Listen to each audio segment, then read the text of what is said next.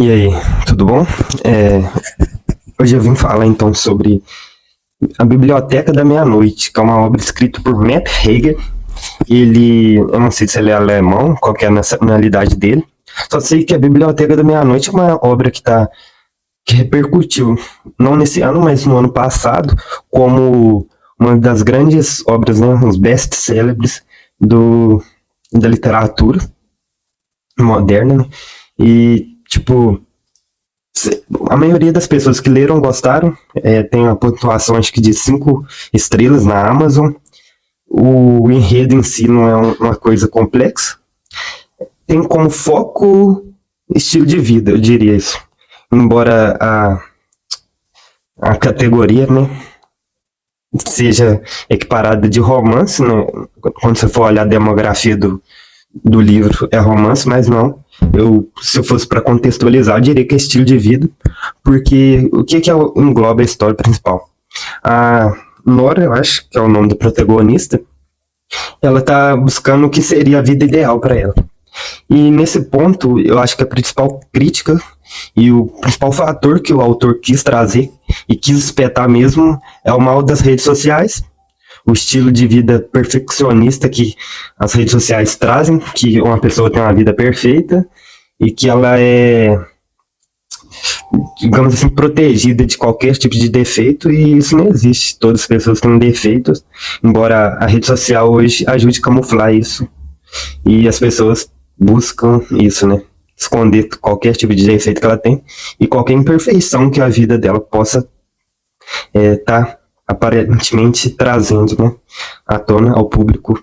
Ainda mais se você for uma pessoa pública, um produtor, né, de conteúdo da internet, esses famosos, né, com selo de verificado e esse tipo de coisa. Então, aqui você vai abordar essa busca dela por um estilo de vida perfeito, mas a história não parte desse ponto. Parte, na verdade, de como se fosse o final da vida da protagonista, porque eu não posso usar esse termo, mas digamos que ela está tentando acabar, né, com essa vida dela.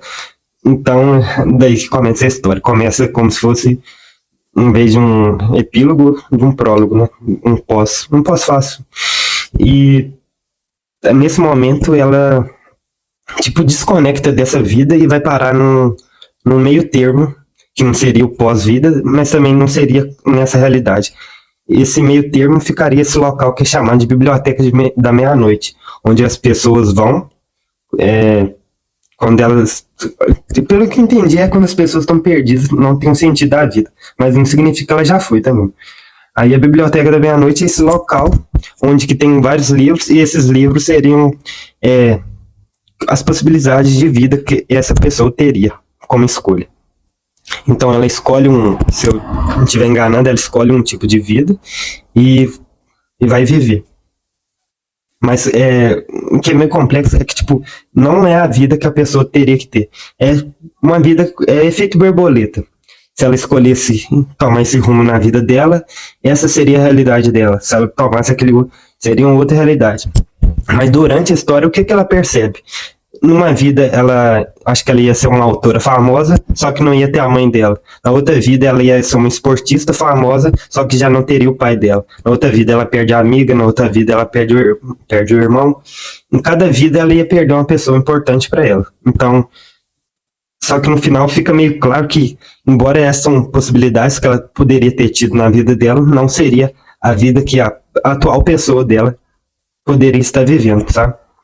E isso vai deixando ela durante a história, cada vida que ela vai passando, se ela tivesse feito uma coisa diferente, deixa ela meio neurótica, assim, porque, tipo, nessa vida ela ia ser famosa, ia ser uma escritora consagrada, reconhecida mundialmente. O irmão dela não ia estar vivo. Na outra vida ela ia ser uma esportista. Então, só pra finalizar, né, que o microfone tinha acabado a bateria, que não importa, né, qual dessas possibilidades ela fosse olhar, ela fosse tentar viver, né, tipo, qual tipo dessas vidas ela fosse escolher para ela, né, não, podia ter feito isso, sempre ia ter a falta de alguém.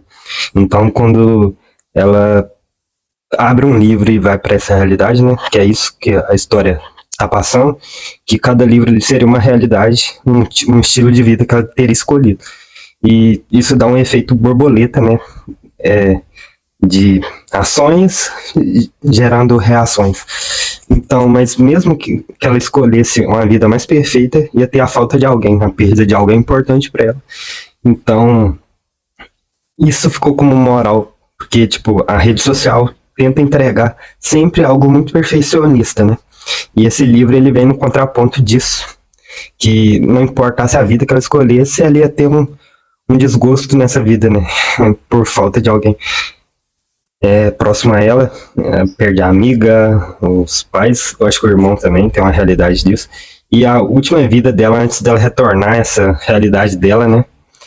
É uma vida que ela tem uma filha, e ela é casada com um médico cirurgião, se eu não me engano. Então essa seria a vida mais perto do perfeito possível que ela teria. Nessa vida eu acho que o irmão dela estava vivo, os pais não falavam, não falou nessa parte do livro se os pais estavam. A mãe e o pai, que acho que são separados, não moram juntos mais. Mas o que aconteceu? Aí, por mais perfeito que fosse, essa vida ia ter duração de... Acho que a que teve mais duração, uma duração um pouco maior. Foi de uma semana, eu acho. As outras duravam dias ou horas, as realidades que ela perpetuou. Mas aí ela conseguiu, né? Passou por isso e tal. E só que nessa última vida ela ficou apegada, porque ela tinha uma filha, né? Então quando ela retorna ao âmbito real, a vida que ela tinha antes dela tentar esse ato, né? De, tipo, não querer viver mais e tal. Aí ela retorna para essa vida e tal. E passa a valorizar as pequenas coisas. Ela repara até no jardim dela, nas flores que ela tinha lá.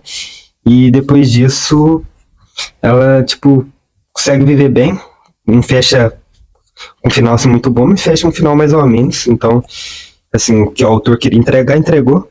Não sei se é um livro, se é o mais top, assim, como algumas pessoas falam, mas é um livro bom, assim. Então, acho que encerra bem. É isso que eu queria falar, e queria falar que é isso. Às vezes, se você puder evitar um pouco a rede social, faz bem, porque é meio tóxico. Às vezes, o que você tá vendo ali não existe. Essa coisa de ser tudo perfeito, a vida do outro melhor, não. Valoriza as pequenas coisas. Eu acho que essa é a lição que o autor, o Matt Hug, eu acho, passa.